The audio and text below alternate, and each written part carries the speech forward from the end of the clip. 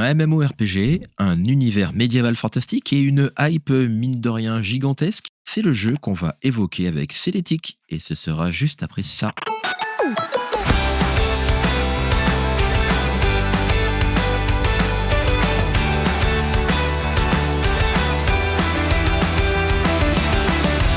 Bonjour à toutes et à tous, je suis Joël, votre hôte pour la prochaine demi-heure pour ce 69e déjà épisode de C'est quoi ton jeu, le podcast qui explore les souvenirs nostalgiques et marquants vécus par mes invités autour du jeu, quelle qu'en soit la thématique. Un souvenir sur un jeu vidéo, des moments super sympas sur des jeux de société, un jeu de rôle, un jeu de cartes. On a tous, et j'en suis convaincu, un jeu qui nous a marqué, en bien ou en mal d'ailleurs. Et ici, on récupère ces souvenirs, parfois impactants, parfois tristes, et on vous les restitue. J'espère que vous allez bien, nous sommes le 21 janvier et il n'est pas encore trop tard pour vous souhaiter une très bonne année 2025 et j'espère que la reprise de la routine post-fête de fin d'année s'est quand même bien passée. En général, le mois de janvier, c'est pas trop ça. J'espère que pour vous, ça va. Aujourd'hui, j'ai le plaisir de recevoir un créateur de contenu de talent qui explore le monde du MMORPG, mais pas que. Ses chroniques sont toujours incroyables, vous allez voir, alors installez-vous bien. Et sans plus tarder, bonjour et bienvenue à toi, Célétique. Comment vas-tu? Bonjour Joël, bonjour à tous. Moi je vais très bien et toi? Ça va, donc bonne année, je me permets de te le dire. Toi aussi? Ça a été les fêtes de fin d'année pas trop chargées? C'est nickel, toujours avec la famille. Puis toujours le ventre bien plein et C'est puis, ça. est-ce que tu as pris des résolutions toi pour cette année 2025? Me goinfrer de Meuporg pour ceux qui auront la ref. Ouais. Mais ouais, je toujours faire du MMORPG à balle. On en parlera dans la dernière partie de l'émission, mais tu en parles en général plutôt bien, donc j'ai hâte de voir ça. C'est un peu une tradition que je fais dans l'émission. Les invités que je reçois pour la première fois, je leur demande un petit peu comment, ils sont tombés dans le jeu, quand ils étaient petits ou pas d'ailleurs. Donc je me permets, je te pose cette question. Alors moi le jeu ça a été par la Nintendo 64 avec comme premier jeu je crois Super Mario 64 qui m'a Ouais, j'ai beaucoup aimé du coup l'univers Mario mais très vite, j'ai eu un PC, vraiment le PC de la famille, hein, pas que pour moi, ouais, et j'ai testé Warcraft 3. d'accord. Donc beaucoup de combats contre les bots ou des parties personnalisées. Jamais de vraies parties en ligne parce que bah, je suis éclaté. Mais voilà, j'ai eu un premier pied dans l'univers de Warcraft 3 sans jamais avoir joué encore à ce moment-là à aucun MMORPG. Vraiment que des jeux, on va dire, solo. C'est ton père ou ton frère-sœur qui avait ce jeu ou C'était le PC de la famille, mais c'est moi qui ai décidé d'acheter ce jeu. Alors OK. pourquoi? Je ne sais pas, peut-être parce que la jaquette me plaisait, mais vraiment par pur hasard, je suis tombé sur Warcraft 3 et genre encore aujourd'hui j'y joue. Quand j'étais petit, j'ai lu Le Seigneur des Anneaux assez jeune. Je devais avoir, 13, entre 13 et 15 ans. Peut-être que, c'est ça qui fait, que tu as été attiré par la pochette? C'est un petit peu ce côté médiéval fantastique ou autre chose? La tête d'orque, un truc comme ça, ouais, je pourrais pas l'expliquer, mais en tout cas, Ouais. la vie fait bien les choses. Bah, ouais, ouais, parce que mine de rien, plusieurs années après, bah, aujourd'hui, c'en est ton métier, donc tu vois? Donc c'est une très bonne chose et tu découvres, Warcraft 3. Après, c'est quoi ton évolution vidéoludique? Je passe en sixième et là, dans ma classe, un gars m'a dit, je sais pas, j'étais un peu le gars tout seul, il me dit: «Oh, viens, faut qu'on fasse un truc ensemble, on va tuer des Pew à un Carnam, je vais te montrer, c'est trop, trop stylé». Et du coup, bah, en fait, j'étais littéralement son esclave à farmer, mais Ouais, donc il m'a initié à Dofus, OK. qui a du coup été pour le coup mon premier MMORPG. Et à la base, je me rappelle qu'au collège, c'était un peu, t'avais team Dofus et team World of Warcraft. Ouais, Donc les riches et la plèbe d'un côté. Moi, je faisais partie de la plèbe. OK. Et mais c'était marrant, franchement. Et voilà, donc c'est comme ça que j'ai découvert ce premier MMORPG. D'accord et donc du coup, transition toute faite puisque effectivement c'est de Dofus qu'on va vous parler aujourd'hui, qui est créé par Ankama et qui est sorti donc en septembre 2004. Ça fait plus de 20 ans déjà mine de rien, hein. Encore un MMO qui, a passé le cap des 20 ans. Ouais, WoW et Dofus, c'est la même année, c'est ça. Alors moi je connais pas du tout Dofus donc je compte sur toi pour nous présenter un petit peu le jeu et puis dans un second temps après on parlera un petit peu de, tous tes souvenirs que tu vas nous raconter. D'accord. Bah, Dofus, c'est un MMO qui est très particulier, parce que tu vas pas trouver ça sur les autres. C'est que c'est au tour par tour déjà au niveau du gameplay. Et les graphismes, c'est OK. vraiment format très cartoon, sur des maps dessinées littéralement. C'est vraiment que des dessins, genre limite papier canson, scanné, hop, on joue dessus. Et c'est vrai que tu le Ouais. retrouves nulle part. C'est fait, du coup, bah, c'est du Made in France, comme tu l'as dit. Et c'est juste incroyable quand on s'y met dedans. Donc c'est du tour par tour. C'est vrai que pour un MMO, c'est un peu original le tour par tour. On a plus souvent on imagine plus souvent les jeux de rôle, modernes, hein, en ligne, en étant en temps réel. Comment tu appréhendes un petit peu ce tour par tour? J'avoue que j'ai pas appréhendé vu que on m'a mis dedans en direct et j'ai pas réfléchi et j'ai bien aimé. Et c'est vrai que le côté Oui. stratégique, on va dire, est vraiment plaisant. Là où la force est réelle dans Dofus, c'est que c'est tellement lent à jouer que tu as le temps de parler avec les gens à qui tu fais un donjon, où tu fais des activités, etc. Là où tu pas trop le temps quand tu es en train de PVP ou donjon dans un MMO comme World of Warcraft, par exemple. Ok. Parce que tu es en train de taper sur tes touches. Là, tu as le temps de vraiment d'écrire dans le chat et tout. Et c'est juste Ouais, incroyable. donc c'est plutôt un monde de découverte. J'imagine avec des quêtes, des aventures à lancer, des donjons et tout ça, mais en mode cool, quoi, chill. Dofus, pour le coup, il y a très peu de quêtes, c'est ça qui est bizarre. Il y a vraiment très peu de quêtes et tu te rends compte assez vite que le jeu est porté sur le farm et l'échange entre personnages. Ouais. Là, ce qui est vraiment totalement différent, par exemple, de World of Warcraft qui va te donner des quêtes partout, littéralement partout. Là, Dofus, t'en as une petite dizaine, vingtaine, bon, j'abuse, hein. C'est beaucoup surtout d'humour dans des dialogues, etc. Mais les quêtes sont anecdotiques. Il n'y en a vraiment pas beaucoup. D'accord, ouais.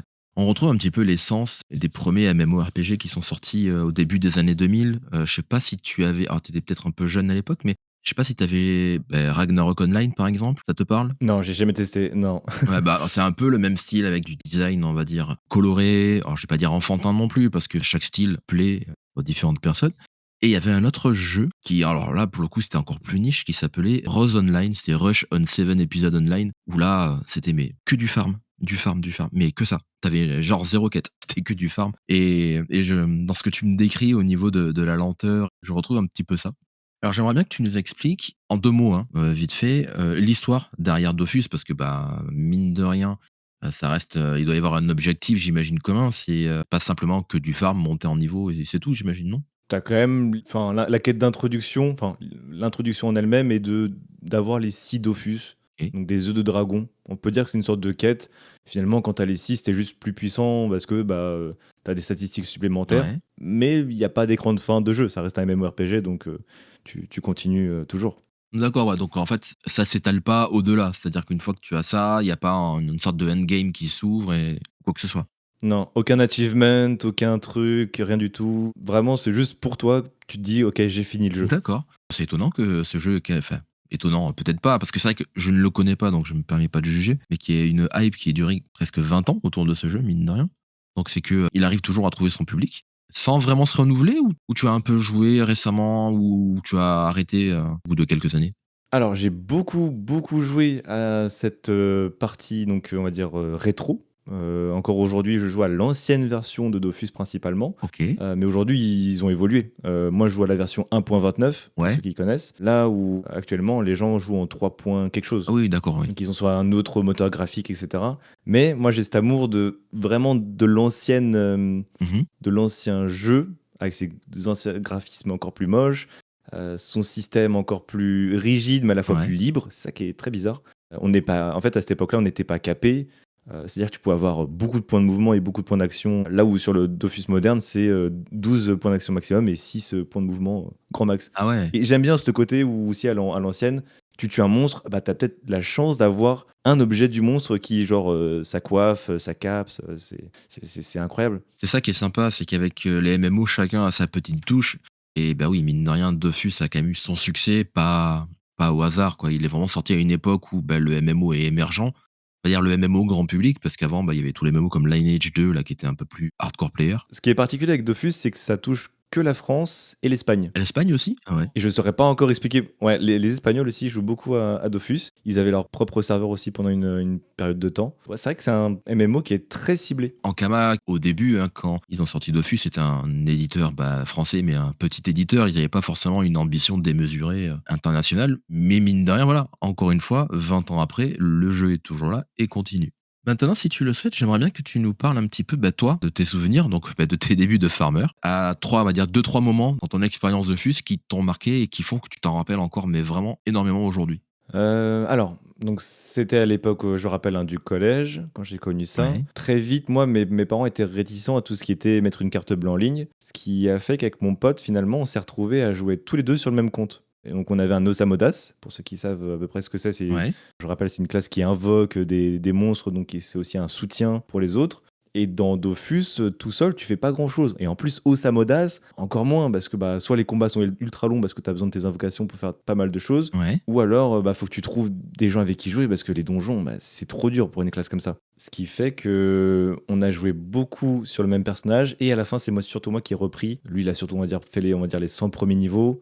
Et moi, j'ai fait les 96 d'après. Et après, j'ai arrêté également. Et Ouais. le jeu a pris aussi une tournure qui m'avait pas trop plu. Et après, je suis aussi passé à autre chose, tout simplement. La plupart des jeux sont des étapes. Moi, je vois que dans ma vie, il doit y avoir 2 jeux qui ont duré plus de 10 ans, quoi. Après, c'est vrai que le reste, ça va, ça vient. Ce que je suis en train de voir, ton personnage là, Osamodas, chaque personnage, en fait, peut jouer, c'est quoi, 3 classes, on va dire? Non, alors, Dofus, c'est particulier parce que la classe et la race, c'est la même chose. OK, Un Osamodas, c'est un Osamodas. Un panda, c'est un panda. Il n'y a pas de. OK.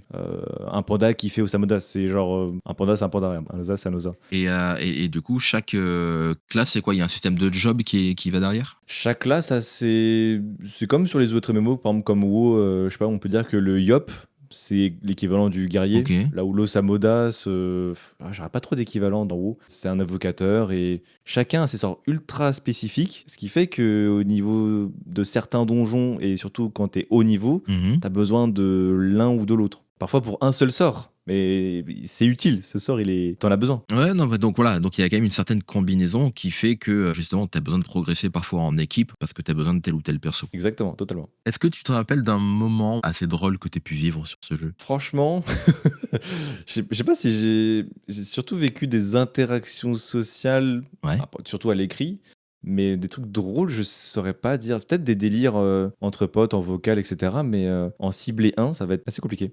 En vrai, Dofus, bah, vu que c'est beaucoup de social, c'est là aussi où tu te forges. C'est là où je me suis fait arnaquer, à balles. Ouais. Moi, j'étais vraiment le blaireau, voilà, tu dis 10 de tes kamas, je fais: «Ouais, je vais vraiment gagner 10 quoi». Et finalement, tu te retrouves vraiment qu'avec tes 10 de kamas initial. Ouais. Pareil, je me rappelle, quelqu'un qui me dit: «Ah ouais, ça vaut tant et tout». Bon, je lui mets le prix, ben, finalement, je check l'hôtel des ventes juste après, je me suis fait avoir, quoi. Donc ça te forge pour la suite. Mine de rien aussi, devoir former un groupe, gérer des gens pour dire: «OK, on a un objectif commun, on va là-bas». C'est pas mal aussi. Ça aide un petit peu pour la vie de tous les jours, et surtout ça m'a servi pour les autres MMO. Les erreurs que tu as faites au premier, hop, bah, on va éviter de les refaire au deuxième. C'est ça. Tu as rencontré des gens à travers ce jeu? Pas des gens que j'ai gardés en contact. Enfin, les gens du collège qui jouaient à Dofus, du coup, ça nous a un peu rapprochés. Ouais. Mais des gens purement in-game, non, j'ai aucun contact qui en est resté. Ouais, puis bon, après, en même temps, comme tu dis, ça restait l'époque du collège, donc après, on sait que très souvent, on perd ces amis-là de vue. Dans Dofus, tu m'as parlé de classes, qui étaient un peu plutôt des races, en fait, donc je vois qu'il y en a quand même pas mal de différentes. Est-ce que tu sais si toutes ces ethnies ont leur propre histoire dans le jeu ou pas? Je me suis pas renseigné. Tu peux trouver un petit peu chacun dans leur temple, un peu de leur histoire. Et même, ils ont tous une direction artistique qui est assez éloignée l'une de l'autre. Oui. Après, en dire plus, ça va être compliqué. Mais en tout cas, l'univers dans Dofus Rétro, il est alors très peu, on va dire, profond, mais il est plus, très, loufoque et tu des jeux de mots, Ouais. un peu parfois salaces même, enfin pour un jeu où tu te dis: «C'est un jeu pour enfants», tu trouves des noms parfois, tu fais: «Ah ouais». Là, je sais non, ça, je me suis pas trop renseigné s'il y avait vraiment un lore très profond. Par contre, la série Wakfu, qui du coup, bah, reprend un petit peu tout ça, donc tout ce qui est Kra, Yop et cetera est vraiment pas mal. Tu fais bien de le mentionner. En Kama, une fois le succès de Dofus établi, on fait un petit peu du transmédia, du cross-média en proposant des produits complémentaires à leur univers de Dofus, dont la série Wakfu, qui est une série animée. Il y a quoi? Il y a plusieurs saisons, je crois, sur Wakfu, non? Doit y avoir plusieurs saisons. J'avoue que j'ai regardé surtout la première qui m'avait beaucoup fait kiffer. J'avais aussi acheté le Ouais. le manga Dofus, pour ceux que ça intéresse, mais voilà.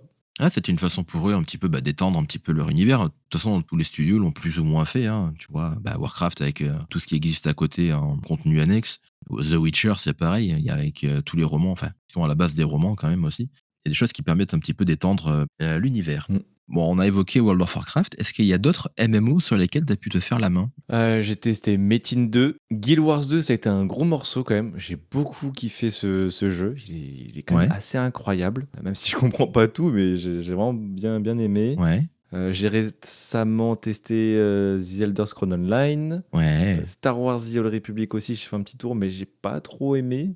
Je suis pas non plus méga fan, enfin, j'aime bien Star Wars, mais ça m'a pas fait non plus accrocher au MMO, enfin, ça a pas suffi pour que je sois vraiment client. Ouais. Après, j'ai joué à Blade in Soul, c'était un MMO, je savais même pas si c'était coréen ou quelque chose comme ça, enfin, c'était vraiment très typé. Ok. Mais on est ressorti surtout WoW, Dofus et Guild Wars 2 pour mon top 3. Guild Wars 2, tu le commences peu de temps après Dofus ou il se passe quand même un moment entre les deux? Ah, il s'est passé pas mal de temps. Guild Wars 2, on me l'a offert genre, je sais pas, 10 ans après, non, peut-être pas 10 ans après le collège, mais une bonne tripotée d'années après. Ouais. Donc j'ai eu le temps quand même de tester WoW avant. Ouais. Et après ce WoW, j'ai pu tester Guild Wars 2 un petit peu. J'avais pas mon propre compte, mais je testais du coup le jeu comme ça. Ouais. Et vraiment, franchement, j'ai beaucoup, beaucoup aimé, surtout la partie monde contre monde. Pour ceux qui connaissent, c'est juste incroyable. C'est un grand PVP qui s'arrête jamais. Il faut contrôler des zones et c'est trop bien. Aujourd'hui, donc plus de 20 ans après, tu portes quel regard sur Dofus et sur les premiers jeux que tu as joués? Sur Dofus, je suis pas fan de certaines directions qu'ils ont pris. Ouais. Un truc tout simple pour lequel j'étais tombé amoureux de Dofus, imaginons je fais un combat contre un bouffetou, et ben je peux dropper donc sa coiffe, sa cape, ça maintenant c'est plus possible. Il faut juste le crafter avec les ressources. D'accord. Pareil, je veux faire le donjon bouffetou, il me semble que les clés ne sont plus droppables.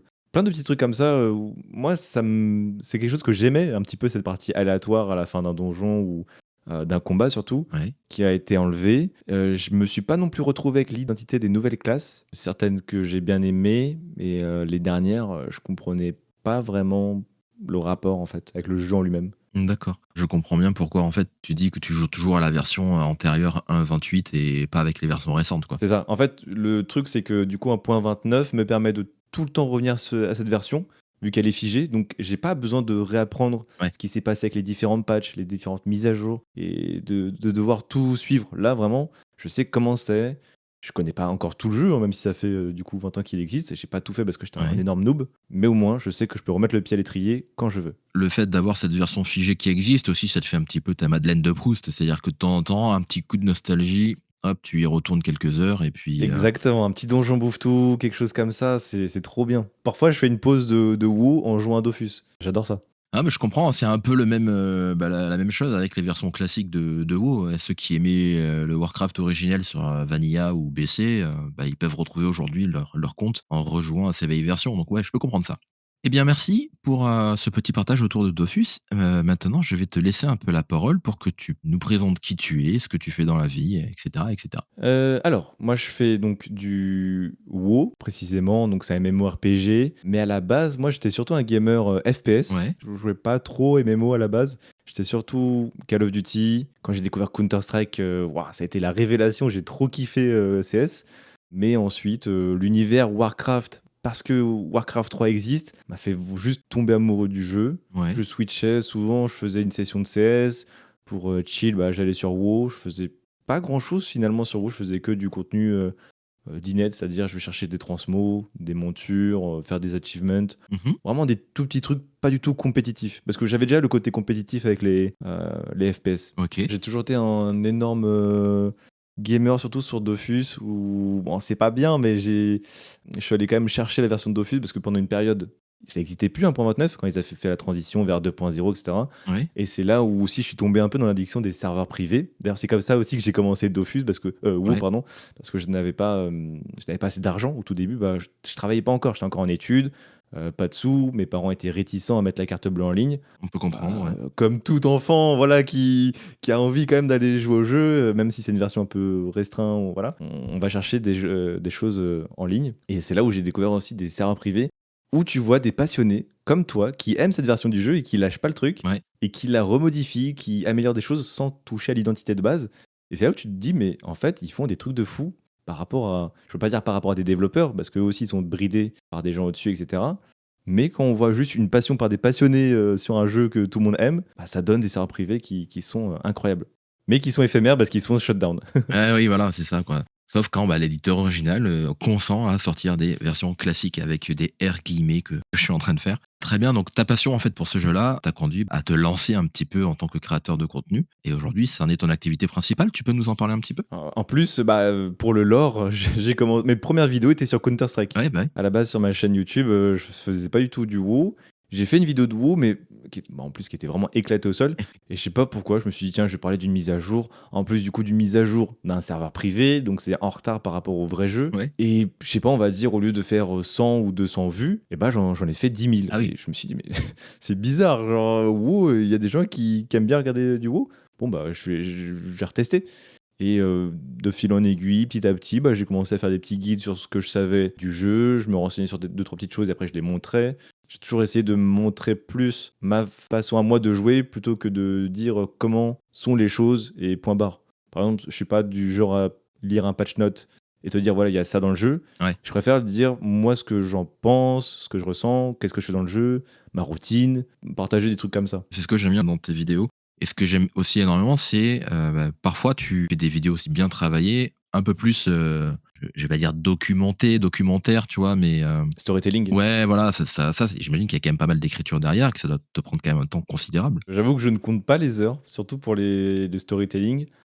J'ai la chance aujourd'hui de pouvoir travailler avec un monteur qui me prend certains projets, pas tous. Ça, c'est pratique. On va dire que dans un mois, il peut m'en faire 3, 4, peut-être même 5. Le reste, je vais le faire. Ouais. J'aime me mettre ce storytelling dans ses mains parce que je sais qu'il va faire des choses incroyables. Mais la partie écriture, enfin, trouver l'idée, recherche, écriture, et rien que le tournage, donc j'enlève la partie montage, rien que ça peut être très long. Ouais. Faire une seule vidéo. Ah mais franchement, je peux comprendre. Moi, je transpose ça avec mes pauvres podcasts qui ne sont que de l'audio. Alors oui, j'imagine quand tu rajoutes la composante vidéo, et c'est quelque chose. Est-ce que tu peux nous dire où on peut te retrouver sur tes réseaux? Principalement YouTube. Twitch aussi, je fais pas mal de live Ouais. où je fais soit de la collection de montures, soit du PVP, du WoW classique aussi. J'alterne les versions. Je vais jamais faire tout le temps la même version toute la semaine, etc. Je suis obligé, rien que pour ma santé mentale, de varier. Je peux pas faire tout le temps la même chose. Ça m'ennuie. Oui, bah oui. Et alors Twitter, j'aime pas trop, mais maintenant je me suis mis à Instagram normal. et j'aime énormément ce réseau. Donc ouais, c'est principalement c'est au moins ces trois-là. Ok, très bien. Ces infos, on pourra les retrouver dans les notes de l'émission si jamais vous souhaitez aller voir le travail que tu fais.